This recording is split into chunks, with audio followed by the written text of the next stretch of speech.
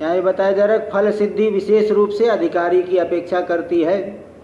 आवाज नहीं आ रही है। अच्छा, ओहो, नहीं आवाज आ रही है एकदम अच्छे से। हाँ, आवाज एकदम क्लियर आ रही है। आ नहीं रहे, आ रहे कि नहीं? आवाज तो आ रहा है, हमारा कुछ प्रॉब्लम होगा। फिर क्या मतलब? हाँ, हमें सबको आपका म्यूट किया होगा, आपका आवाज अच्छा आ रहा है। ठीक है ना? हाँ चलिए ठीक है, चलिए देखिए, तो यहाँ पे बता रहे हैं कि अधिकारिणम आशास्ते फल सिद्धिर विशेषता, जो फल की सिद्धि है वो विशेष रूप से अधिकारी की अपेक्षा रखती है। यानी अधिकारी पुरुष होगा तो साधना करेगा, फल मिलेगा। अधिकारी पुरुष अगर नहीं है तो उसे फल नहीं मिलेगा। फिर बोले, और रही बात अब अधिकार में थोड़ी कमी है तो उचित देश काल आदि सहायता करते हैं। जैसे कल बताया था कि ध्यान करना है, अगर उत्तम अधिकारी है तो वह कहीं भी ध्यान कर सकता है। किंतु हमारे अंदर अगर अंतःकरण में कुछ न्यूनता है तो फिर उचित देश काल, सुबह 4 बजे ध्यान करो, एकांत में ध्यान करो, ये सब बातें जो है तब विचार होता है। तो अगर अधिकार में, योग्यता में अगर न्यूनता है तो फल सिद्धि जो है नहीं मिलेगी, है ना। वो उचित देश काल होगा तभी जो है वो हमें फल सिद्धि हो सकती है। किंतु अगर योग्यता पूरी है तो फल सिद्धि हो जाएगी किसी भी देश काल में, है ना। तो यहाँ पे देश काल मुख्य नहीं है, मुख्य तो है हमारे अंदर योग्यता। क्या ब्रह्म ज्ञान के लिए योग्यता क्या है? साधन चतुष्टय होना चाहिए। आवाज नहीं आ रही है। ओहो, आवाज नहीं आ रही है। कमाल है।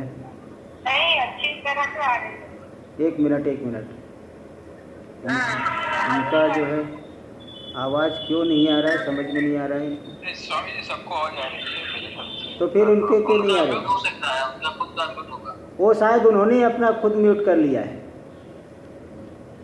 उन्होंने खुद म्यूट कर लिया होगा। चलिए कोई बात नहीं, उन्होंने क्या लगता है कुछ, चलिए कोई बात नहीं। तो यहाँ पे तब यहाँ शंका कर रहा है। देखिए इसलिए एक श्लोक आता है, वने पि दोषा प्रभवंती रागिणा गृहे पि पंचेन्द्रिय निग्रह तप अकुत्सिते कर्मणि यह प्रवर्तते। अरे क्या जो है ये सब डिस्टर्बेंस हो रहा है, फिर से इसको करना पड़ेगा।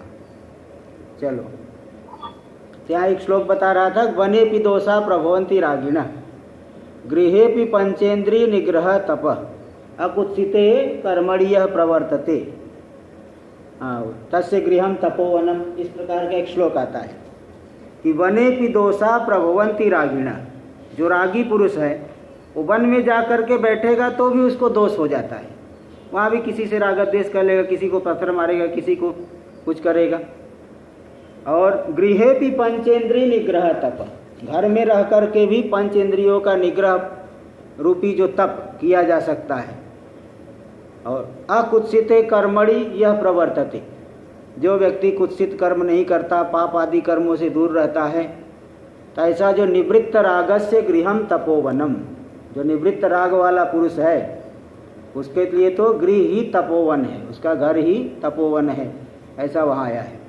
तो मुख्य बात है हमारे अंदर योग्यता होनी चाहिए, हम किस देश काल में है, कहाँ पे है, तो ये सब ज़्यादा मायने नहीं रखता। थोड़ा बहुत जो है अगर योग्यता में न्यूनता है तो कुछ सहयोग जरूर करेगा, किंतु पूरी तरह से कि हम बहुत देश, अच्छे देश में रह रहे, बहुत काल में रह रहे, अरे ऋषिकेश में रहने वाले भी कुछ उल्टा सीधा करने वाले बहुत से लोग हैं, इसलिए वो ये ज़्यादा मायने नहीं रखता है ना। देश काल ये सहकारी कारण है, मुख्य साधन नहीं है। मुख्य साधन तो विवेक वैराग्य आदि है। तो ये सब बातें आई, किंतु अब टीका में कह रहे थे कि जो है देखिए कर्म कांड में तो देश काल आदि का विचार आता है ना, कि बसंत ऋतु में ज्योतिषोम करे, बसंत में ब्राह्मण अग्नि का आधान करे, सायंकाल होम करता है, प्रातःकाल होम करता है। इस तरह से और आहुनी अग्नि में होम करता है, तो देश काल की बात वहाँ तो आती है। और ज्ञान कांड में भी आता है, कठोपनिषद का जो श्लोक आया था कि जैसे आदर्श में बहुत स्वच्छ रूप से प्रतिबिंब दिखता है, इसी प्रकार मनुष्य शरीर में अगर अंतःकरण शुद्ध है तो स्वच्छ रूप आत्मा जो है एकदम शुद्ध दिखेगा। इसी प्रकार स्वप्न में, जैसे स्वप्न में धुंधला दिखता है, पितृलोक में धुंधला ही दिखता है, वहाँ ठीक से नहीं ज्ञान हो पाता क्योंकि भोगों में आसक्त रहते हैं। गंधर्व लोक में जैसे जल में परछाई दिखती है, प्रतिबिंब दिखता है, गंधर्व लोक में भी ऐसा ठीक नहीं दिख पाता। किंतु ब्रह्मलोक में जो है सही जगह पे ठीक ढंग से एकदम आत्मा अनात्मा का एकदम बहुत अंतर मालूम पड़ता है। तो मतलब ज्ञान की भूमि जो है दो है, या तो मनुष्य शरीर में ही या तो ब्रह्मलोक। तो देखो देश हो गया ना, उचित देश में या तो मनुष्य शरीर में प्राप्त कर सकते हो अथवा ब्रह्मलोक में, ये दो बातें। तो देश की बात आई है। इसी प्रकार तो एक कर्म, हाँ इसी प्रकार आया है कि संन्यास लेना चाहिए। संन्यास के लिए काल बताया कि ब्रह्मचर्य समाप्त करके गृहस्थ बने, गृहस्थ बन करके वानप्रस्थ बने, वानप्रस्थ हो करके फिर प्रव्रजन ग्रहण कर ले, संन्यास ग्रहण करे। तो काल की बात भी आई है। तो जैसे कर्म कांड में उचित देश काल की आवश्यकता है, अपेक्षा है, ऐसे यहाँ पे भी उचित देश काल की आवश्यकता है, अपेक्षा है, ऐसा पूर्व पक्षी कहना चाहता है। तो यहाँ पे सिद्धांती बताए कि नहीं, यहाँ देश काल नहीं। आप जो कह रहे हैं कि ब्रह्मलोक में ज्ञान होता है, ब्रह्मलोक में देखो विरोचन गए थे, विरोचन जा करके 32 साल तक रहे और फिर इसके बाद प्रजापति ने उन्हें उपदेश किया ज्ञान का, लेकिन ज्ञान नहीं हुआ। तो मतलब अशुद्ध चित्त होने की वजह से ब्रह्मलोक जैसे उत्कृष्ट जगह पे ब्रह्मा जैसे गुरु है सामने, फिर भी उनके उपदेश से उन्हें ज्ञान नहीं हुआ। तो मतलब ये देश काल यहाँ मायने नहीं रखता, मायने रखता है हमारे अंतःकरण की स्थिति, हमारे अंदर विवेक की है, वैराग्य कितना है, ये ज़्यादा मायने रखता है। तो अशुद्ध चित्त होने की वजह से उनको ज्ञान नहीं हुआ था। इसलिए ज्ञान कांड में यहाँ भले कर्म कांड में देश काल की बहुत ज़रूरत है, ज्ञान कांड में सुनाई नहीं पड़ रही है। अरे आपको क्या हो रहा है, समझ में नहीं आ रहा है, आपका कुछ गड़बड़ है। आप अपना स्पीकर चेक कीजिए, शायद स्पीकर ऑफ होगा आपका। चलिए देखिए, अब ये तो ऐसे बीच में डिस्टर्ब करेंगे, अब क्या करें। अब उनको नहीं सुनाई पड़ रहा है तो ये जो है बोलेंगे के लिए, कोई बात नहीं। तो मतलब मुख्य इस दृष्टांत से यही मालूम पड़ा कि अंतःकरण की स्थिति, योग्यता होनी चाहिए, देश काल ज़्यादा नहीं। ये बात यहाँ पे आई थी। तो यही हम लोग टीका में देख रहे थे कि जो है यदि वा इतरथा, देखो संसारम एवं निस्सारम दृष्ट्वा सार दिदृक्षया प्रव्रजंत्य कृतोद्वाहा परम वैराग्यम आश्रिता। संसार में निस्सार, कोई सार नहीं देख करके, सार को ग्रहण करने की इच्छा से अकृतोद्वाहा, विवाह नहीं करके सीधे जो है वो पर वैराग्य का आश्रय लेकर के वो प्रव्रजन कर लेते हैं। ऐसे बहुत से हैं। यदि वा इतर्था ब्रह्मचर्यादि प्रव्रजित गृहाद्वा बनाद्वा, है ना, जरूरी थोड़ी क्रम से जाएगा। यद हरेव विव्रजित तद हरेव प्रव्रजित, जिस दिन वैराग्य हो उसी दिन ही संन्यास ले ले, ये बात आई। इत्यादि प्रमाणै वक्षमाण वैराग्यादि साधन चतुष्टय संपन्नस्य, इत्यादि प्रमाण वाक्यों के द्वारा, श्रुति के वाक्यों के द्वारा ये बताया जा रहा है कि जो वैराग्य आदि साधन चतुष्टय से संपन्न है उसके लिए देश काल नहीं कि जो है बूढ़ा होने पे ही संन्यास लेगा। ये काल नहीं, देश नहीं कि ब्रह्मलोक में ही जाके ज्ञान होगा। उसके लिए तो मुख्य यही है, उसके अंदर साधन चतुष्टय होना चाहिए। तो देश कालो न विवक्षित हो, वहाँ जो है कर्म कांड में देश काल की महत्ता है, ज्ञान कांड में देश काल की महत्ता नहीं है। इत्यभिप्रायण तयो सहकारित्व मुक्तम, इसी बात को ध्यान में रख करके श्लोक में दिखवाया है। उपाया देश कालाद्या संत्यस्याम सहकारिणः, है ना। यहाँ फल सिद्धि में देश काल आदि केवल सहकारी साधन है, मुख्य साधन नहीं समझना कि मुक्ति प्राप्त करने के लिए उचित देश में रहेंगे, उचित काल में रहेंगे, फ्लैट में रहेंगे तभी मुक्ति होगी, वन में जाके रहेंगे तो वहाँ ज्ञान से मुक्ति नहीं, ऐसे ये सब नहीं चक्कर में समझना। देश काल मुख्य साधन नहीं है। मुख्य बात है आपकी साधना जहाँ ठीक ढंग से हो पाए, वही जो है वही उचित देश है, वही उचित काल है ना। इसलिए एक श्लोक कर्मकांड का सुने होंगे, तदेव लग्नम सुदिनम तदेव तारा बलम बुद्धि बलम तदेव विद्या बलम बुद्धि बलम तदेव लक्ष्मी पदे तेंग्री युगम स्मरामि। बोले वहाँ वे बताए कि वही सुंदर लग्न है, वही अच्छा दिन है, तारा बल वही सब श्रेष्ठ है, वही बुद्धि बल श्रेष्ठ है कि मैं आपका स्मरण कर लूँ। जिस दिन जब आपका स्मरण हो रहा है समझ लो अच्छा लग्न है, अच्छा दिन है, तारा बल अच्छा है, सब अच्छा है। तो मुख्य जो है योग्यता ज़्यादा प्रधान है यहाँ पे, ये बात दिमाग में रखना चाहिए। देश काल को ज़्यादा महत्व नहीं देना चाहिए, ये यहाँ बताए ज्ञान कांड में। कर्म कांड में तो जरूरी है। अतएव आगे देखिए, अतएव इसीलिए देखिए शुरुआत में यह है विद्वान संन्यस्त बाह्यार्थ सुख स्पृह सन, बाह्य विषयों की अष्टम नंबर श्लोक नंबर 8 में आया था कि जो है विमुक्ति के लिए विद्वान यत्न करे। तो किन साधनों से युक्त होकर के? संन्यस्त बाह्यार्थ सुख स्पृह सन, बाह्य विषयों से सुख की इच्छा का परित्याग करके। तो वहाँ देखो वैराग्य वाली बात आई है, देश काल की बात नहीं आई। इसलिए वहाँ पे संन्यस्त बाह्यार्थ सुख स्पृह सन इति विवेक वैराग्य, विवेक वैराग्य को ही वहाँ हेतु बताया गया। कहाँ पे हेतु बताया गया? ब्रह्मात्मना अवस्थान लक्षण मोक्ष साक्षात हेतुभूत सम्यक दर्शन निष्ठार्थम।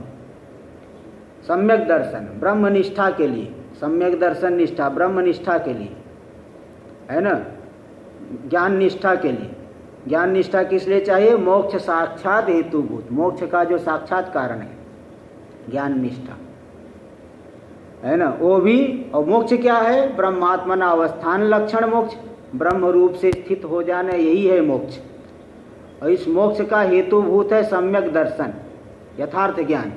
उस ज्ञान में निष्ठा के लिए कौन साधन है? विवेक वैराग्य है ना। इसलिए वो हेतु बताए मोक्ष साधनोपदेशक गुरुपसदन पुरस्सर तद उपदिष्ट अर्थ मन समाधाने।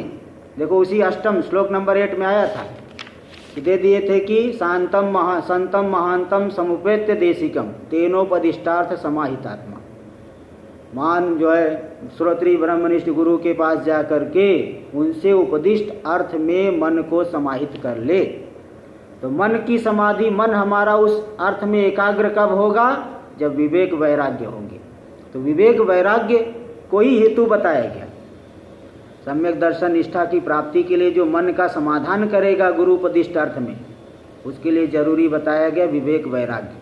तो मोक्ष साधनोपदेशक गुरुपसदन पुरस्सर तदुपदिष्टार्थ मनस समाधाने।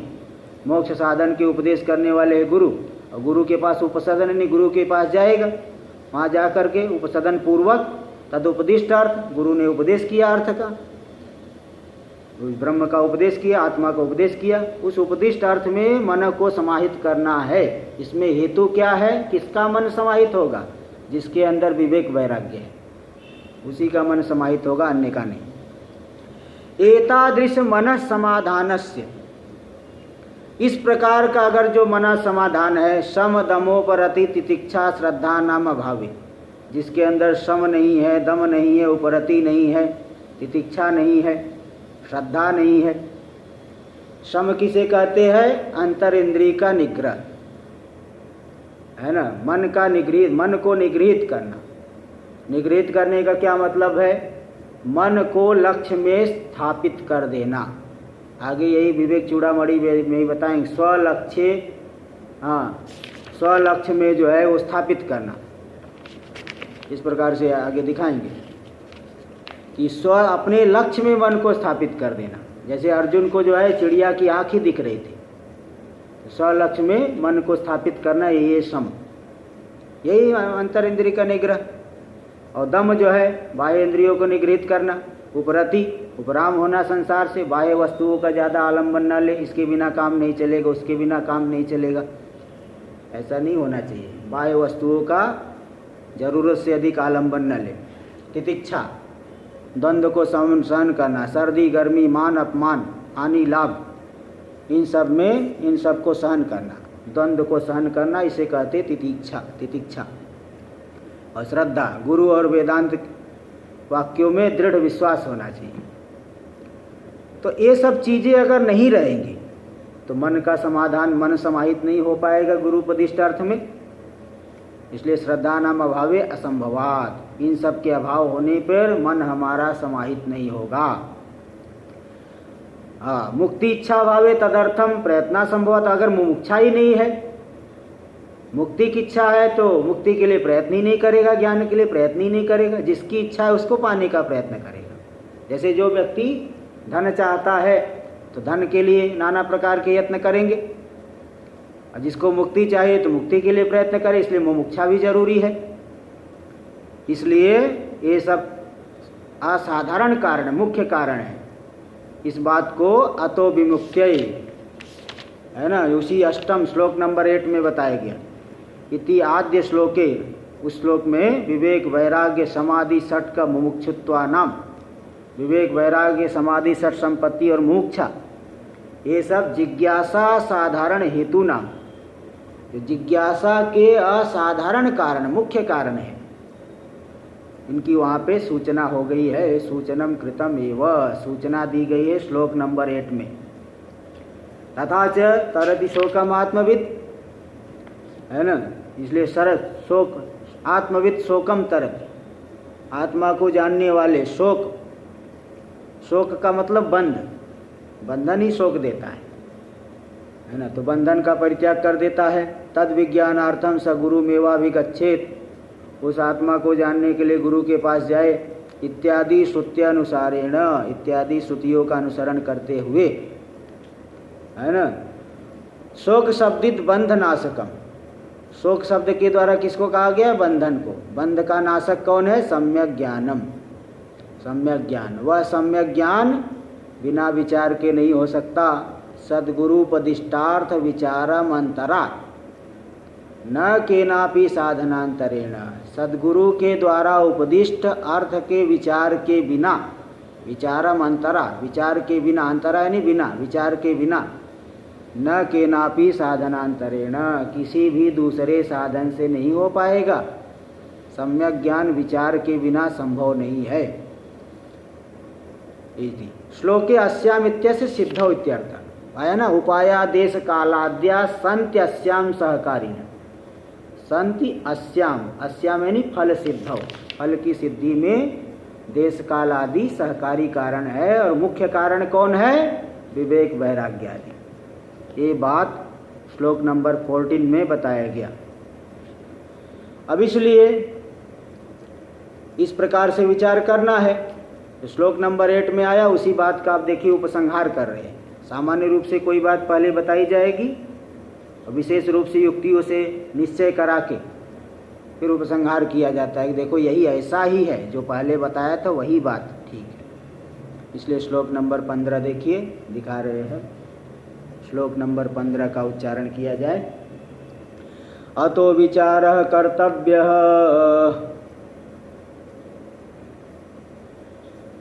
जिज्ञासोरात्मवस्तुनः समासाद्य दया सिंधुं गुरुं ब्रह्मविदुत्तमम्। अतो विचारः कर्तव्यः, इसीलिए विचार करना चाहिए।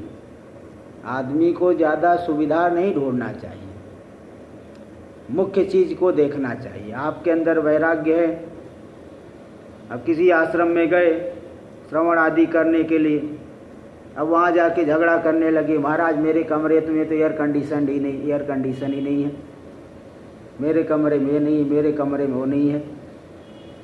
अब यही सब झगड़ा करने लगोगे, सुविधा ही ढूंढोगे तो फिर ये विचार नहीं कर पाओगे।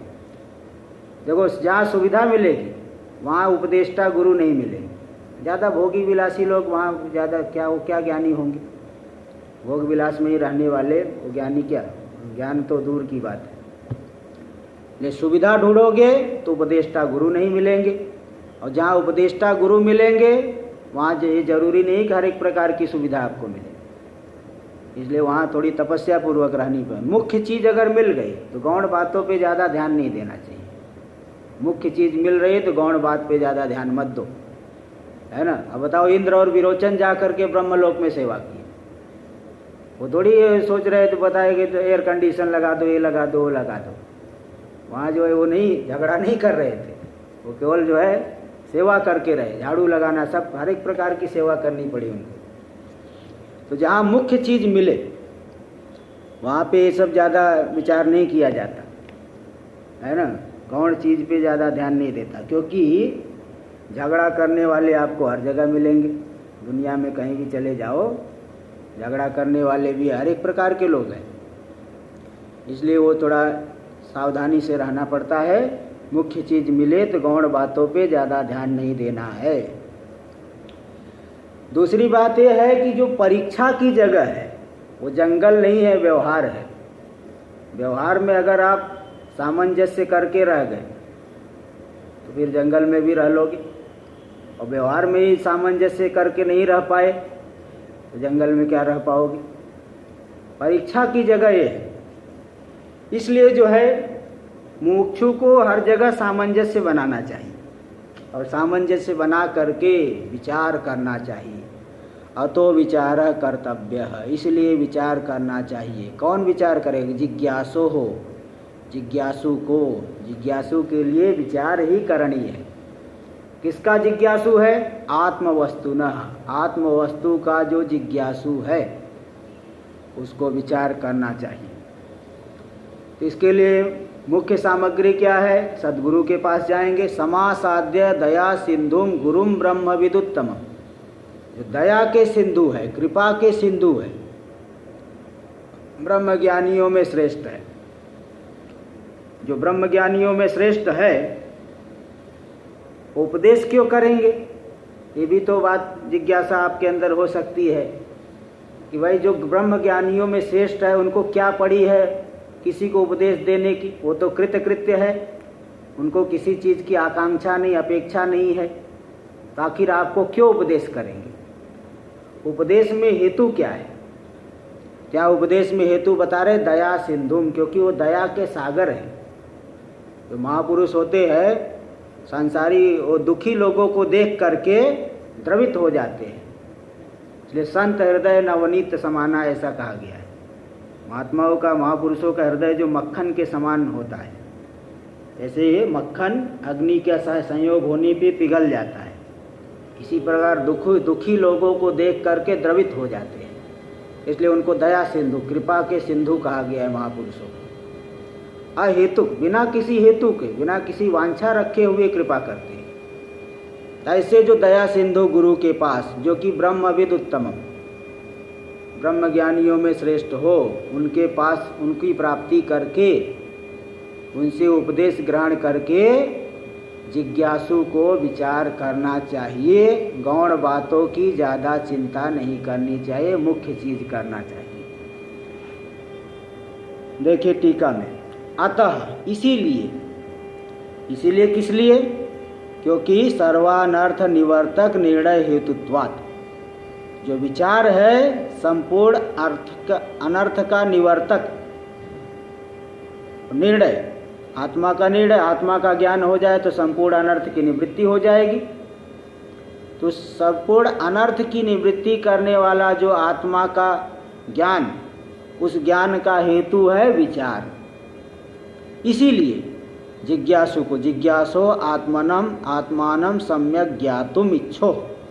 देखो जिज्ञासु का मतलब क्या? जिज्ञासु का अर्थ दिए कि आत्मानम सम्यक ज्ञातुम इच्छो हो, जो आदमी, जो अधिकारी पुरुष आत्मा को ठीक ढंग से जानना चाहता है। ठीक ढंग से जानना, ये भी देखो विशेषण दे दिए। इसका मतलब यह है कि जानते तो हम अब भी है। कोई कहेगा अरे हम तो आत्मा को जानते हैं। अरे मेरी आत्मा मैं नहीं जानूंगा, कौन जानेगा? मेरी ही आत्मा है तो मैं नहीं जानूंगा तो जानेगा कौन? ये तो कह सकता है कोई? तो भाई देखो, इस समय अध्यास काल में जो आप जान रहे हो ना, वो मिला जुला करके जान रहे हो, अहंकार से मिला करके। अंतःकरण आदि शरीर आदि के साथ मिला करके जान रहा है, इसलिए ये जानना ना जानने के बराबर है। इसलिए केवल सुन करके, जैसे आप सुन कर के रखे हो कि बैंक में कई करोड़ रुपए है, बैंक में कई करोड़ रुपए ऐसा सुन के रखे हो, तो आप करोड़पति नहीं हो जाओगे, सुनने मात्र से करोड़पति नहीं होने वाले। आपको बता दिया जाए कि कुबेर की जो अलकापुरी है, कैलाश में जहाँ शिव जी रहते हैं उनके बगल में अलकापुरी है। अलकापुरी वो निधियों की खान है, ये आपको बता दिया। अब बताओ निधि वाले हो गए क्या? ऐसा सुनने से आप निधि वाले नहीं हो गए, ये तो केवल सुनना ही हुआ। हमारे घर के बगल में बैंक है और बैंक में करोड़ों रुपए है, तो उससे मैं करोड़पति नहीं हो जाऊंगा, ठीक है। तो इसीलिए यहाँ पे केवल सुन के जो रखा है, जो व्यवहार का मैं मेरी आत्मा को जानता हूँ, मैं मेरी आत्मा को नहीं जानूंगा तो कौन जानेगा, मैं तो जानता ही हूँ। ये जो अज्ञान दशा में जान रहे, जानना कोई जानना नहीं है, ये तो अज्ञान ही है, क्योंकि मिला जुला के जाना। और यहाँ जो जानोगे, विचार करोगे तो स्वरूप को ठीक ढंग से जान लोगे। देखिए इसीलिए कहते जिज्ञासु, जिज्ञासु का मतलब किया आत्मानं सम्यक ज्ञातुम इच्छुः। जो जिज्ञासु है मतलब आत्मा को ठीक ढंग से जानना चाहता है। अज्ञान दशा में भी जानता है लेकिन ठीक ढंग से नहीं जानता, विचार करेगा तभी शुद्ध स्वरूप को जानेगा। तो ऐसे पुरुष को क्या करना चाहिए? तो ऐसे पुरुष से आत्मवस्तुनः विचारः कर्तव्यः। जो आत्मा का जिज्ञासु है उसको आत्मवस्तु का विचार करना है, विचार करनी है। बोले किस प्रकार से विचार करेंगे? इति कर्तव्यता, तत्र इति कर्तव्यता महा, उस विचार में इति कर्तव्यता। इति कर्तव्यता मतलब प्रकार। देखो जैसे कोई शहर का आदमी है, आप लोग ही है, आप लोगों के हाथ में कुल्हाड़ी दे दिया जाए, इस कुल्हाड़ी से लकड़ी को काटो। जो पहले कभी नहीं काटा होगा वो पूछेगा महाराज कैसे लकड़ी को काटे? कुल्हाड़ी से लकड़ी को कैसे काटना है तो बताया जाए उसका तरीका। उस कुल्हाड़ी को ऊपर उठाओ और नीचे गिराओ। इसको संस्कृत भाषा में कहते उद्यमन निपातनाभ्याम, हाँ, द्वैधी भावम कुर्यात्, काष्ठस्य द्वैधी भावम कुर्यात्। कुल्हाड़ी को ऊपर उठाओ और नीचे गिराओ, इसके द्वारा काष्ठ को दो टुकड़े करो, लकड़ी को दो टुकड़े करो। ये है इति कर्तव्यता। देखो काष्ठ का जो छेदन है, लकड़ी को काटना, वो तो काटा जाएगा कुल्हाड़ी से, लेकिन कुल्हाड़ी को, कुठार को काष्ठ में स्पर्श करा के रखोगे उतने मात्र से छेदन नहीं होगा, उसको ऊपर उठाना पड़ेगा, उसको नीचे गिराना पड़ेगा। इसी को कहते इति कर्तव्यता। वो करने का प्रकार क्या है? कर्तव्य से इति, इति यानी प्रकार। किस प्रकार से लकड़ी को हम दो टुकड़ा कर देंगे, इसी प्रकार से किस प्रकार से हम विचार करें। इति कर्तव्यता क्या है? जैसे लकड़ी को काटने के लिए इति कर्तव्यता हुई कि कुल्हाड़ी को ऊपर उठाओ नीचे गिराओ, ये इति कर्तव्यता हुई। इसी प्रकार आत्म विचार करने के लिए इति कर्तव्यता क्या है कि दया सिंधु गुरु के पास जा करके उनसे उपदेश प्राप्त करके आत्मवस्तु का ठीक ढंग से विचार करना है। ये इति कर्तव्यता होगी, ठीक है। तो इसलिए इति कर्तव्यता वहाँ दया सिंधुम, जो दया के सागर है ना, दया ही उनकी प्रवृत्ति का हेतु है। क्योंकि जो ज्ञानी महापुरुष है उनको किसी से कोई अपेक्षा नहीं है कि आपका पैसा मुझे मिल जाएगा, आपका पैसा ये मिल जाएगा, संपत्ति ये, आभूषण मिलेगा, कपड़ा मिलेगा, किसी चीज़ की अपेक्षा नहीं है ना। स्वयं कृतार्थत्वेन स्वस्य प्रयोजना भाव सिद्ध एवं। जब स्वयं कृतार्थ हो गए तो उनको अपना कोई प्रयोजन नहीं है, अपने प्रयोजन के लिए उपदेश नहीं करेंगे। फिर किस लिए करेंगे? दया के सागर है। इतरेपि माँ दुखम अनुभुवन, अन्य लोग भी दुख का अनुभव न करे। जैसे ज्ञान होने से पहले भ्रांति से मैं नाना प्रकार के अनर्थ का अनुभव कर रहा था, वास्तव में मुझ में अनर्थ नहीं था। ऐसे ही ये जो अज्ञानी जीव है वे लोग भी अनर्थ का अनुभव न करे। इति करुणाया, इस प्रकार की जो करुणा है कि अन्य लोग भी दुख का अनुभव न करे, अन्य लोग भी आत्यंतिक सुख से युक्त हो जाए, आत्यंतिक सुखी हो जाए, परमानंद की प्राप्ति कर ले। ये जो करुणा है, इस प्रकार की करुणा, उस करुणा के वे सिंधु है, आधार है, इसीलिए उपदेश करते हैं। ताति इतरेपि मां दुखम अनुभुवन, अन्य लोग भी दुख का अनुभव न करे। इति करुणाया समुद्रम, इस प्रकार की दया करुणा के वे समुद्र है, मतलब आधार है।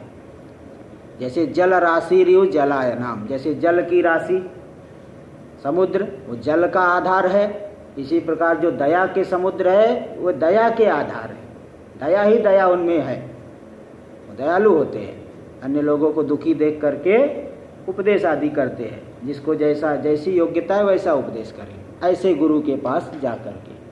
बोले गुरु शब्द का क्या अर्थ होता है? गुरु का अर्थ तो भारी हुई होता है, बहुत भारी है। संस्कृत भाषा में बहुत गुरु है मतलब बहुत भारी है।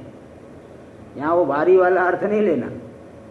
गुरु का अर्थ देखो बता रहे, गु शब्दस्त अंधकार स्यात्, रु शब्दस्त निरोधक, अंधकार निरोधित्वात् गुरुरित्यभिधीयते। गु शब्द का अर्थ है अंधकार और रु शब्द का अर्थ है उस अंधकार को दूर करने वाले, अंधकार को हटाने वाले। अंधकार निरोधित्वात्, तो जो अंधकार के निरोधक है, हटाने वाले है, दूर करने वाले है। तो गुरु, गु अंधकार, रु हटाने वाले। गुरु नाना प्रकार की विद्या है, नाना प्रकार की अविद्या है। अंधकार भी कई प्रकार का होता है। एक तो जो है रात्रि में जो अंधकार होता है, और एक पदार्थ विषयक अंधकार। लौकिक पदार्थ विषयक अंधकार है तो आप लौकिक गुरु के पास जाएंगे। आपको ड्राइविंग नहीं आता, ड्राइविंग सीखना है, वो किसी जो है कहीं पे जाएंगे, ड्राइविंग स्कूल में कहीं जाएंगे। तो लौकिक पदार्थ विषयक अगर अंधकार है, अज्ञान है, उसको दूर करने के लिए लौकिक गुरु की शरण लेते हैं। इसी प्रकार एक स्वरूप विषयक अंधकार है, स्वरूप विषयक अंधकार है, उसको दूर करने के लिए इस प्रकार के सद्गुरु के पास जाना पड़ता है, सद्गुरु के पास। इति गुरु गीतोक्त रीत्या, देखो गुरु गीता में श्लोक आया है। गुरु गीता एक है, शायद स्कंद पुराण में आता है गुरु गीता। उस स्कंद पुराण में गुरु गीता है, उस गुरु गीता में श्लोक आया। ऐसे बहुत से श्लोक है उसमें, ऐसे बहुत से श्लोक है। तो अंधकार का जिन्हों निरोध करते हैं उन्हें गुरु कहते हैं। इति गुरु गीतोक्त रीत्या, गुरु गीता में कही गई रीति से सोपदेशेन अज्ञानाख्य हार्दांधकार हारकम। तो गुरु का मतलब देखो ये है, अपने उपदेश के द्वारा अज्ञान संज्ञक हार्दांधकार, हृदय में जो अंधकार है, अंतःकरण में अंधकार है, कोई कमरे के अंधकार को नहीं दूर कर रहे, आपके हृदय में ही एक स्वरूप विषयक अंधकार है। बोले आपको कैसे मालूम पड़ा? अरे सीधी सी बात है, मुझे नहीं मालूम पड़ेगा। जैसे मैं आपसे पूछूं आप कूटस्थ ब्रह्म को जानते हो क्या? बताओ आप कूटस्थ ब्रह्म को जानते हो क्या? आप सीधे सीधे को महाराज मुझे कूटस्थ ब्रह्म से कोई लेना देना नहीं, मुझे कोई पता नहीं, मतलब आप नहीं जानते हो, यानी आपके अंदर उसका ज्ञान है। सीधी सी बात, अभी मालूम पड़ गया, 1 सेकंड में 2 सेकंड में मालूम पड़ेगा। आप कूटस्थ को जानते हो तो फिर आपको जो है श्रवण आदि करने की क्या जरूरत है? तो इसलिए जो हृदय में जो अंधकार है, हमारे अंतःकरण में जो स्वरूप विषय के अंधकार है, आत्मा को आप नहीं जान पा रहे हो, उस हार्दांधकार, हृदय में जो स्थित, अंतःकरण में स्थित अंधकार को हारकम, उसका हरण करने वाले। देखो गुरु शब्द का इतना अर्थ हो गया। गुरु शब्द का क्या अर्थ हो गया? सोपदेशेन अज्ञानाख्य हार्दांधकार हारकम, अपने उपदेश के द्वारा अज्ञान रूपी जो हृदय में अंधकार है उसको दूर करने वाले। गुरु शब्द का अर्थ हुआ है, गुरु शब्द का इतना अर्थ है। जो अपने उपदेश के द्वारा हमारे हृदय में स्थित अंधकार को दूर कर देता है वही है गुरु। और जो अंधकार न दूर कर पाए वो नाम मात्र का गुरु। ऐसे तो कई किसी को भी गुरु गुरु कह देते आजकल तो, ए गुरु इधर आओ, ऐसे बोल देते ना, ए गुरु किधर जा रहे हो, ए गुरु क्या चल रहा है आजकल तुम्हारे घर में, ऐसे बोल देते लोग। वो तो नाम मात्र के गुरु हो गए वो नाम मात्र के गुरु है। और ये जो है उपदेश के द्वारा हृदय में स्थित अंधकार को हरण करे थे, यही वास्तविक गुरु है। अंधकार को दूर कर दे, यहाँ तक गुरु शब्द का अर्थ हुआ। देखो उदाहरण दे के बता रहे, थोड़ा उदाहरण दे के समझा देते तो अच्छा से समझ में आ जाता है, नहीं तो कई लोग जो है थोड़े नए लोग हैं तो उनको नहीं मालूम पड़ेगा। उदाहरण दे के यहाँ बता रहे, यथा अंधकार प्रपंचम आवृत्य, जैसे अंधकार, उदाहरण दे रहे जैसे अंधकार प्रपंचम आवृत्य, रात्रि में अंधकार है, पूरा प्रपंच ढका हुआ है, संसार नहीं दिख रहा है, तो वह अंधकार प्रपंच को ढक करके स्थित रहता है। तज्ज्ञान प्रतिबंधको भवति, जिस काल में अंधकार है सारी वस्तुएं अपनी की अपनी जगह पे ही है, लेकिन आपको ज्ञान नहीं होगा। अज्ञान उस प्रपंच के ज्ञान का प्रतिबंधक कौन है? अंधकार, क्योंकि रात में आपको कोई भी वस्तु दिखाई नहीं पड़ती है, अंधेरे में कोई भी वस्तु नहीं दिखाई पड़ती है। तो जैसे अंधकार प्रपंच को आवृत करके ज्ञान का प्रतिबंधक होता है, नहीं जान पाते आप, इसी प्रकार है ना, एवं अज्ञानम आत्मानम आवृत्ति, इसी प्रकार अज्ञान भी यही ऐसा ही है। अज्ञान का क्या करता है? आत्मा को ढक करके, आत्मानम आवृत्य, आत्मा को आवृत करके तत्स्पष्ट भान प्रतिबंधकम भवत्, आत्मा के स्पष्ट भान का प्रतिबंधक हो जाता है। जब तक अज्ञान है तब तक स्वरूप का आपको भान नहीं होगा। भले आपको मैं तो मेरे को जानता ही, ये जो जानना है ये शुद्ध स्वरूप को आप नहीं जानते हो। इसलिए जैसे अंधकार संसार को ढक करके रखता है, वैसे अज्ञान भी आत्मा को ढक करके रखता है। इति प्रतिबंधकम भवत्, तत्स्पष्ट भान प्रतिबंधकम भवत्, आत्मा के स्पष्ट भान का प्रतिबंधक हो जाता है, उसको रोक देता है, नहीं होने देता। इति अंधकारत्वम अज्ञानस्य, इसलिए अज्ञान भी एक प्रकार का बहुत बड़ा अंधकार है। अज्ञान भी एक प्रकार का बहुत बड़ा अंधकार हुआ, और उस अज्ञान रूपी अंधकार को दूर करने की वजह से वह सद्गुरु गुरु हो गए। अतएव इसीलिए अज्ञान के लिए शास्त्रों में बहुत जगह तम शब्द का प्रयोग किया गया है। अतएव तम इत्यादि शब्द और अभिलाप श्रुतौ, तम इत्यादि शब्दों के द्वारा अज्ञान का अभिलाप यानी कथन किया गया है श्रुति में जगह जगह। देखो श्रुति दे रहे, तमो यासित तमसा गूढ़म अग्रे, ये नासदी सूक्त है, नासदी सूक्त में आता है, नासदी सूक्त में मंत्र है। तमो यासित, तम यानी अंधकार था, अंधकार से पूरा जो है संसार ढका हुआ था, सृष्टि के पहले पूरा अंधकार से आच्छादित था, अज्ञान से आच्छादित था। ये नासदी सूक्त में ये मंत्र आया है, वहाँ पे अंधकार अज्ञान के लिए तम शब्द का प्रयोग किया गया है। तो अज्ञान भी एक प्रकार का बहुत बड़ा अंधकार है। उस अंधकार को दूर करने की वजह से उन महापुरुष को गुरु कहा जाता है इत्यादि। एतद विशेषण द्वयम यत्र संभवत, ये दोनों विशेषण जो दया के सिंधु हो और अंधकार को दूर करने वाले हो, गुरु हो, वो कौन है? ब्रह्मज्ञानियों में श्रेष्ठ ही ऐसा हो सकते हैं। एतद विशेषण द्वयम यत्र संभवत, ये दोनों विशेषण जहाँ संभव है, तमाह, वो कौन है? बोले वो ब्रह्मविद उत्तमम, ब्रह्मज्ञानियों में श्रेष्ठ, वो ही दया के सिंधु होते हैं और वही जो है अज्ञान को दूर करने में समर्थ होते हैं।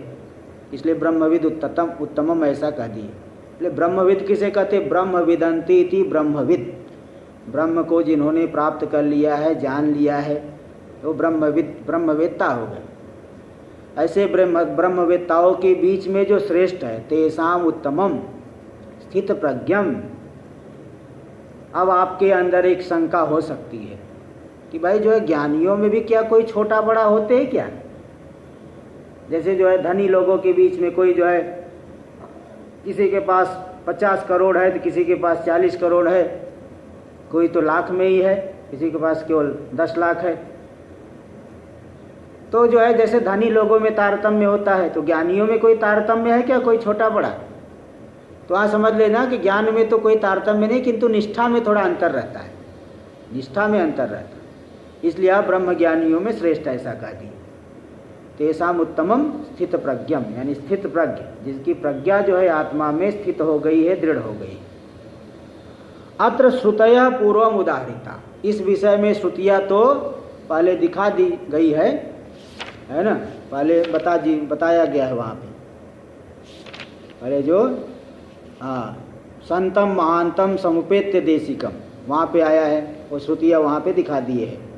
तद विज्ञानार्थम स गुरुमेवाभिगच्छेत् समित पाणी श्रोत्रियम ब्रह्मनिष्ठम, ये सब श्रुतियाँ वहाँ बताई है, वो सब जो है वहाँ देख लेना।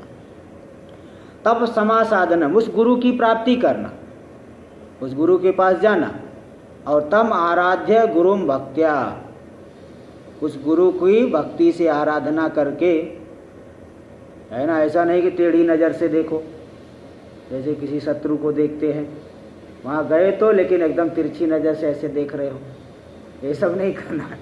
उनकी जो है भक्ति से आराधना करके, प्रहव प्रश्रय सेवन, प्रहव यानी प्रणाम, झुकना, प्रणाम करना, प्रणाम करके, और प्रश्रय उनका आश्रय, प्रश्रय करना, सेवन करना, सेवा आदि करना इत्यादि रीति से गुरु की आराधन करके, है ना। इति वक्षमाण रीत्या, यहाँ पे विवेक चूड़ामणि में आगे एक श्लोक आएगा, ये श्लोक उसी का अंश यहाँ दे दिए। और गीता में भी कहा गया तद विद्धि प्रणिपातेन परिप्रश्नेन सेवया, उस आत्म तत्व को जानो। कैसे जाने? प्रणिपात के द्वारा, प्रणिपात यानी साष्टांग दंडवत, और परिप्रश्न, उत्तम प्रश्न, गुरु को अनुकूल देख करके, अनुकूल देख करके प्रश्न करना है, उनकी अनुकूलता को देख करके। परिप्रश्नेन, ऐसा नहीं कि ध्यान में बैठे जा करके पीछे से हिला दिए, महाराज क्या कर रहे हो, पहले मेरे प्रश्न का उत्तर दो, फिर आगे मैं आपको बैठने दूंगा, नहीं तो मैं शांति से बैठने नहीं दूंगा, कुछ भी कर लो। ऐसे थोड़ी प्रश्न पूछा जाता है, अनुकूलता देख करके प्रश्न पूछा जाता है, जब अनुकूल है तभी, है ना। इसलिए परिप्रश्न कर दिया, वो जो है प्रणिपात के द्वारा, परिप्रश्न के द्वारा, सेवा के द्वारा, सेवा के द्वारा अनुकूल बना करके, अभिमुख बना करके प्रश्न करना है। इति वक्षमाण रीत्या, तो आगे कही जाएगी। अच्छा, इस जीतोक्त रीत्या, गीता में भी देखो ये रीति बताई गई कि किस प्रकार से हमको उपदेश प्राप्त करना है। रीत्या च तस्य स्वात्माभिमुखीकरणम, उनको अपने अभिमुखीकरण करना, सेवा आदि के द्वारा अनुकूल बना करके, अपने अभिमुख करके, फिर जो है उपदेश प्राप्त करके विचार करना है। अतो विमुक्त्य इति अष्टम श्लोकस्य, अतो विमुक्त्य ये 8वां श्लोक नंबर 8 में आया था। उसी श्लोक की 7 श्लोकों में थोड़ा विस्तार से वर्णन हुआ। उस श्लोक में जो संक्षेप में अर्थ बताए थे, वो श्लोक बहुत गूढ़ार्थ था, इसलिए उस श्लोक के अर्थ को 7 श्लोकों में थोड़ा विस्तार करके, अष्टम श्लोकस्य यद भी श्लोकै विवृति कृता, 8वें श्लोक की आगे के अभी 7 श्लोकों के द्वारा थोड़ा विस्तार किया गया, विवरण करके तात्पर्य को दिखाया गया। अब जो है ये जो अभी आया था श्लोक नंबर 14, अधिकारिणम आसस्ते, अब उसका थोड़ा सा विचार कर रहे हैं। अधिकारी शब्द आया था, तो अधिकारी कैसा होगा वेदांत में, स्वयं देखिए कुछ विशेषण यहाँ दे रहे हैं। गीता आदि में तो नाना प्रकार के धर्मों की बात आई है ना, अमानित्वम अदम्भित्वम इत्यादि आया। 14वें अध्याय में भी बहुत से कुछ सद्गुण बताए गए। अब यहाँ भी थोड़े देखे कुछ गुण बता रहे हैं। वो जो अधिकारी है वेदांत विद्या का, उसमें क्या क्या चीज़ें होनी चाहिए ये बता रहे हैं। श्लोक नंबर 16 नंबर, मेधावी पुरुषो विद्वान ऊहापोह विचक्षणः अधिकार्यात्मविद्यायां उक्तलक्षणलक्षितः।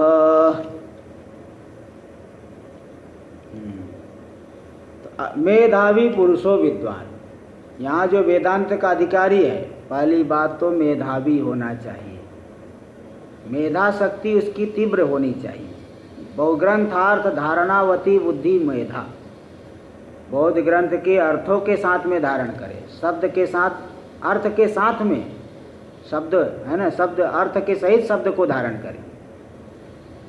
इसलिए कई लोगों को तो बहुत से मंत्र याद रहते हैं, है ना, अर्थ भी आपको मालूम होना चाहिए और शब्दार्थ भी मालूम होना चाहिए। क्योंकि अगर अर्थ के सहित ग्रंथ को धारण नहीं करोगे तो आखिर विचार क्या करोगे, विचार नहीं कर पाओगे, है ना। जो बातें बताई जाए उसको धारण करना पड़ेगा। जैसे कोई सैनिक है और वो युद्ध के समय युद्ध करने की विद्या ही भूल जाए तो उसकी दुर्गति हो जाएगी। ऐसे ही जो जिज्ञासु है, जो बातें बताई जाएगी शास्त्र की, उसको अर्थ के साथ नहीं धारण करेगा तो संसार का ही चिंतन चलते रहेगा, आत्मा का विचार नहीं हो पाएगा। इसलिए मेधा संपन्न होना चाहिए। जैसे आपको कोई किसी ने पूछा कि भाई यहाँ से वो अयोध्या नगर में जाना है, कैसे जाऊँ? उसको बताएंगे भाई यहाँ से जाओ, दूसरा चौराहा पड़ेगा, एक चौराहा आएगा फिर दूसरा चौराहा, दूसरे चौराहे से लेफ्ट लेना, 2 गली छोड़ करके तीसरी गली में राइट ले लेना, वहाँ से फिर एक थोड़ा टेढ़ा ऐसे मार्ग दिखेगा, उधर से जाना, आगे एक पीपल का वृक्ष रहेगा, वहाँ से हो करके एक जो है तिराहा पड़ेगा, वहाँ कचरे का डिब्बा रखा होगा, उसी की बगल से लेकर राइट ले लेना। वैसे जाओगे तो आगे अयोध्या नगर मिलेगा। अब ये सब ध्यान रखना पड़ेगा, तब जा पहुँच पाओगे, कैसे पहुँच जाओगे? ध्यान ही नहीं रखोगे कहाँ से पहुँच पाओगे? भाई आपको गंतव्य चाहिए तो जो मार्ग बताया जा रहा है उस मार्ग को आपको ध्यान में रखना पड़ेगा। मार्ग को अगर ध्यान में नहीं रखोगे, गंतव्य तक पहुंचना बहुत मुश्किल काम है। ऐसे यहाँ पे जो उपदेश दिया जाएगा अर्थ के सहित उसको याद रखना है। मेधावान, जो मेधावी है, ऐसा पुरुष ही यहाँ पे अधिकारी, विद्वान, विद्वान यानी पद पदार्थ को जानने वाला हो, है ना, पद पदार्थ को जाने। अब तम पदार्थ का क्या अर्थ है, तत्पदार्थ का क्या अर्थ है, ये सब नहीं जानेगा तो भी विचार नहीं कर पाएगा। पद पदार्थ को जानने वाला विद्वान होना चाहिए। ऊहापोह विचक्षण, ऊहापोह करने में, तर्क के द्वारा विचार करने में कुशल हो। जो तर्क अगर शक्ति है तो हमारी मान्यताएं टूटेगी। शरीर को ही आत्मा मान के रखा है, किंतु जब युक्तियों से विचार करेंगे, देखो शरीर तो स्वप्नावस्था में स्थूल शरीर नहीं है ये, और निद्रा में स्थूल शरीर और स्वप्न का शरीर भी नहीं है। ये तीनों कालों में तो नहीं रह रहे, लेकिन मैं तो वहाँ था। यानी मैं अलग हूँ, शरीर अलग है। ये युक्तियों से विचार करने की जो सामर्थ्य होनी चाहिए। ऊहापोह विचक्षण, है ना। ऊहापोह यानी जो युक्ति के द्वारा तर्क आदि करके वो आत्मा को शरीर आदि से जो है विवेचन करके, अलग करके जानने में जो समर्थ हो, ऊहापोह कहते हैं। यानी विचार करना, ऊह यानी कल्पना करना, विचार करना, युक्तियों के द्वारा जो विचार करने में विचक्षण, विचक्षण यानी कुशल हो। युक्ति से नहीं विचार करना जानता तो फिर विवेचन नहीं कर पाएगा। तर्क के द्वारा ही ये मान्यता हमारी टूटती है। तर्क के द्वारा ही जो है ये जो इतने काल अनादिकाल से मान्यता बना रहे उसको टूटेगी। इसलिए वो जो है ऊहापोह विचक्षण, तर्क से विचार करने में, युक्ति से विचार करने में कुशल होना चाहिए। एतेन, इस शब्द के द्वारा क्या सूचना दिए कि तर्क मीमांसा संस्कृत बुद्धित्वम गम्यते। तर्क यानी न्याय और मीमांसा, इससे संस्कृत बुद्धि वाला होना चाहिए। क्योंकि आप भाष्य आदि पढ़ोगे तो जगह जगह जो है न्याय के उदाहरण, मीमांसा के उदाहरण, अभी देखो जैसे आया था ना कि वो कर्मों में देश काल जो है सहकारी कारण है, तो मीमांसा वाली बात आई है। मीमांसा वाली बात जो है पूर्व कर्मकांड वाली बात आई, तो पूर्व मीमांसा का भी थोड़ा ज्ञान होना चाहिए। बिना उसके जो है ठीक ढंग से विचार नहीं कर पाए। तो तर्क और मीमांसा के द्वारा संस्कृत बुद्धि वाला होना चाहिए, उसका अध्ययन करेगा, उनकी युक्तियों को भी समझना चाहिए, क्योंकि उदाहरण रूप से वो आएंगे, है ना। तो इसलिए वो उससे संस्कृत बुद्धि वाला होना है। पद यानी कुल मिला करके पद वाक्य प्रमाणज्ञ। पद का अर्थ होना है व्याकरण। अच्छा एक शब्द एक पंक्ति रह गई, विद्वान इति अधित। अच्छा एक तो जो है हाँ वो आगे दिखाएंगे। अभी तो मैं मूल में ही चल रहा था, टीका तो बाद में कल कराऊंगा, अभी तो मैं मूल का ही बता रहा था। तो ऊहापोह विचक्षण, ऐसा जो मेधावी हो, विद्वान हो, तर्क के द्वारा विचार करने में कुशल हो, ऐसा ही ऐसा पुरुष ही आत्मविद्यायाम अधिकारी, आत्मविद्या में अधिकारी है। उक्त लक्षण लक्षित, उक्त लक्षण यानी कुछ लक्षण जो पूर्व के 8वें श्लोक से लेकर के लक्षण बताए गए, इन लक्षणों से लक्षित युक्त होना चाहिए, विवेक वैराग्य आदि से संपन्न होना चाहिए। ऐसा मेधावी, विद्वान, तर्क से विचार करने में कुशल, समदम आदि से विशिष्ट, ऐसा व्यक्ति ही आत्मविद्या में अधिकारी है। यहाँ तक का विचार आगे कल होगा, आगे का विचार कल किया जाएगा। ओम पूर्णमदः पूर्णमिदं पूर्णात् पूर्णमुदच्यते पूर्णस्य पूर्णमादाय पूर्णमेवावशिष्यते। ओम शांति शांति शांति।